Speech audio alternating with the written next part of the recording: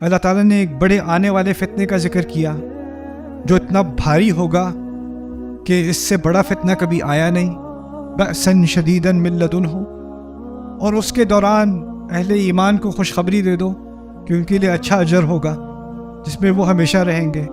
پھر کہا کتاب کے بارے میں اسی صورت میں آگے جا کے کہیں گے وَلَن تَجِدَ مِن دُونِهِ مُلْتَحَدًا، تمہیں اس کتاب کے علاوہ کوئی ایسی جگہ پناہ لینے کے لیے نہیں ملے گی، یعنی قرآن کو ایک پناہ لینے کی جگہ بتایا گیا وہاں پر، ملتحد۔ اب یہاں پہ دیکھنا آگے قصہ کیا آنے والا ہے۔ اصحاب الکہف جنہوں نے غار میں جا کے پناہ لی، اور سوسائٹی میں اتنا بڑا فتنہ کہ ایمان کو پکڑنا، اگر ایمان کو رکھنا ہے تو جان جائے گی، اور ایسا ہی فتنہ انسانیت کے لیے آنے والا ہے۔ تو ایک کنیکشن بنا دیا، ذہنی تیاری کر دی، اور دونوں قصوں کو ساتھ میں، اور ایک درس کو اور اس قصے کو ایک ساتھ میں جوڑ دیا گیا۔ اسی طرح بھی ہم طالوت کی بات کر رہے تھے بائبل سیشن میں۔ اصل میں اللہ تعالیٰ نے سورہ آل عمران میں، سورہ بقرہ میں بدر سے پہلے کچھ آیات دی ہیں، بدر کے موقع سے پہلے، اور کیونکہ وہ پہلی دفعہ تھا کہ مسلمان اب جنگ میں جا رہے تھے، یہ پہلا موقع تھا نا، تو ان کو ایک مینٹل پریپریشن کی ضرورت تھی کہ ہم کس چیز میں جا رہے ہیں۔ اور آپ کو پتہ ہے کہ جب ہم بدر کے واقعے میں ہم تیاری کر رہے تھے تو ان کے نمبر زیادہ تھے یا ہمارے؟ ان کے نمبر ہم سے 3 گنا زیادہ تھے، ہمارے پاس ہتھیار نہ ہونے کے برابر تھے، ہمارے پاس تجربہ نہ ہونے کے برابر تھا، ہم ہر طرح سے، ہمارا ڈس ایڈوانٹیج تھا، وہ ہر طرح سے جیتنے کا ان کا امکان تھا۔ یہ سچویشن تھی۔ اس سچویشن کے دوران اللہ تعالیٰ نے پھر طالوت کا قصہ نازل کیا، طالوت کا قصہ۔ اور طالوت کے قصے میں بہت ساری باتیں ہیں۔ ایک تو یہ ہے کہ بنی اسرائیل میں اختلاف ہوا کہ ان کو لیڈرشپ دی جائے گی، ان کو کیوں لیڈرشپ دیں؟ مدینے میں اختلاف تھا، رسول کے آنے سے پہلے لیڈرشپ کس کو ملے؟ اوس اور خزرج میں جھگڑے ہو رہے تھے، لیڈرشپ کس کو ملے؟ پھر آخر میں جا کے نبی اللہ کو ملی صلی اللہ علیہ وسلم۔ اس قصے میں طالوت کو ملتی ہے لیڈرشپ، لیکن ان کی لیڈرشپ سے کچھ کو اختلاف ہے، ان کے پاس تو اتنا پیسہ بھی نہیں ہے، ان کو کیوں ملے گی؟ اور منافقون کیا کہتے تھے کہ ان کے پاس، ان کو تو ہم مال کھلاتے ہیں، ان کو ہم فالو کریں گے۔ سورہ منافقون میں یہی طعنہ وہ دیتے ہیں۔ اسی طرح یہاں پر وہ گئے ہیں آگے، سامنے دشمن کا سامنا کیا ہے تو پتہ چلا وہ دشمن ہم سے بہت بڑا ہے۔ لا طاقت لنا اليوم بجالوت وجنودہ، جالوت اور اس کی آرمیز کے خلاف، اس کی فوجوں کے خلاف ہمارے پاس تو کوئی طاقت ہے ہی نہیں۔ تو ان میں سے اہل ایمان نے کہا کم من فئۃ قلیلۃ غلبت فئۃ کثیرۃ باذن اللہ، کتنی دفعہ ہوا ہے کہ ایک چھوٹے سے گروہ نے ایک بڑے گروہ پر غلبت کر لی اللہ کی مرضی کی وجہ سے، باذن اللہ، واللہ مع الصابرین، اللہ صبر کرنے والوں کے ساتھ ہے۔ کیا اس بات کی کوئی ریلیونس ہے بدر کے ساتھ؟ اس سب بات کی کہ طالوت ہزاروں سال پہلے، طالوت اور ان کی فوجیں ایک بہت بڑی فورس کے سامنے آئیں، ان کو لگا وہ کوئی مقابلے کے نہیں ہیں، اور انہوں نے کہا کتنی دفعہ ہو چکا کہ ایک چھوٹا گروہ ایک بڑے گروہ پر غالب آنے والا ہے، اس کی کوئی ریلیونس ہے؟ سبحان اللہ۔ بات ہو رہی تھی قتال کی، قتال کے ساتھ اس قصے کو جوڑ کے یہ اصل میں قتال کا ہی سبجیکٹ چل رہا ہے۔ اصل مقصد یہ قصہ نہیں ہے، اصل مقصد وہ بات ہے جس کے لیے اہل ایمان کو تیار کیا جا رہا تھا۔ اس لیے ہم قصے کو جو سمجھیں گے نا قرآن میں، وہ ہم سمجھیں گے کہ یہ ایک بڑے مقصد کا حصہ ہوتا ہے۔ سب سے بڑا قصہ قرآن میں کون سا ہے؟ یوسف علیہ السلام۔ آخری بات ابھی کر رہا ہوں آپ سے۔ سب سے بڑا قصہ قرآن کا ہے یوسف علیہ السلام کا۔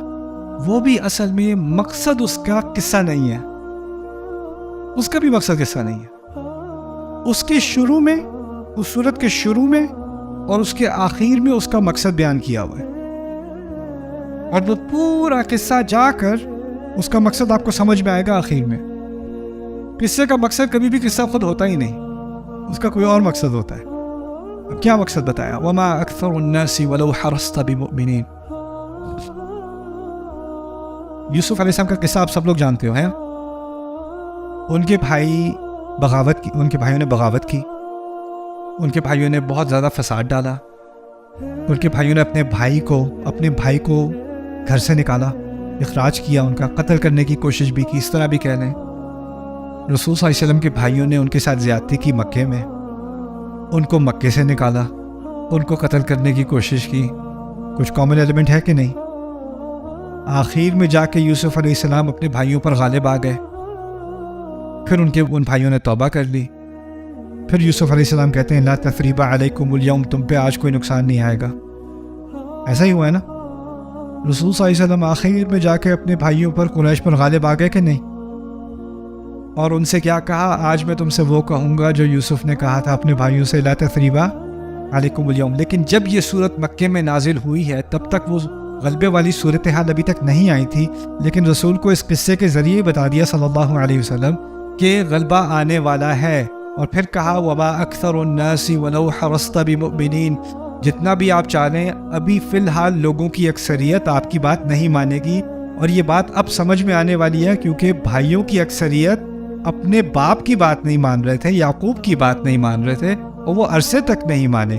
لیکن بعد میں اسی صورت میں آخر میں کہہ دیا کہ اس میں ہدایت ہے اور اس میں آیات ہیں لِقَوْمٍ يُؤْمِنُونَ، ایسے لوگوں کے لیے جو ایمان لے آئیں گے، جو ایمان لے آئے. شروع میں کہہ دیا اس صورت کے آخر میں کہا اکثریت ایمان نہیں لائے گی، اور پھر بالکل آخر میں کہہ دیا کہ یہ ہدایت ہے ان لوگوں کے لیے جو ایمان لے آئیں گے. یعنی کیا کہا جا رہا ہے؟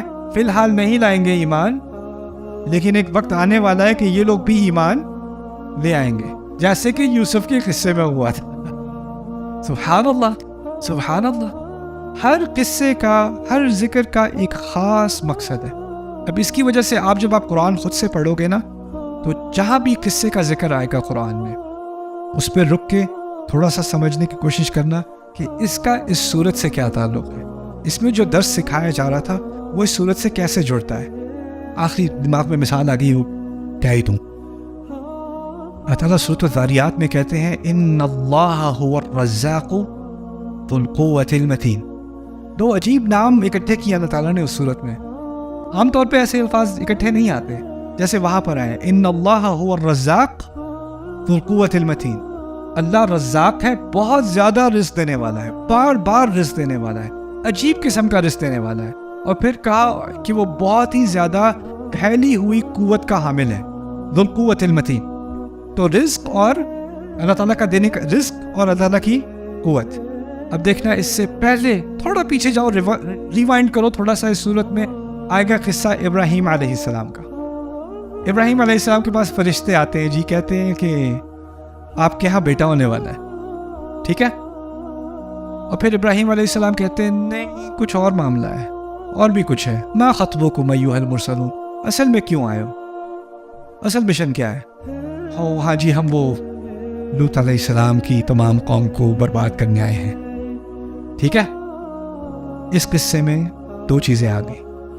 پہلے آئے تھے رزق کی خوشخبری دینے، پھر بتانے آئے تھے کہ اللہ اپنی قوت کا استعمال کرنے والا ہے قوم لوط کے ساتھ. آخر میں کیا کہا تھا سورت کے؟ ان اللہ هو الرزاق ذو القوۃ المتین. سبحان اللہ.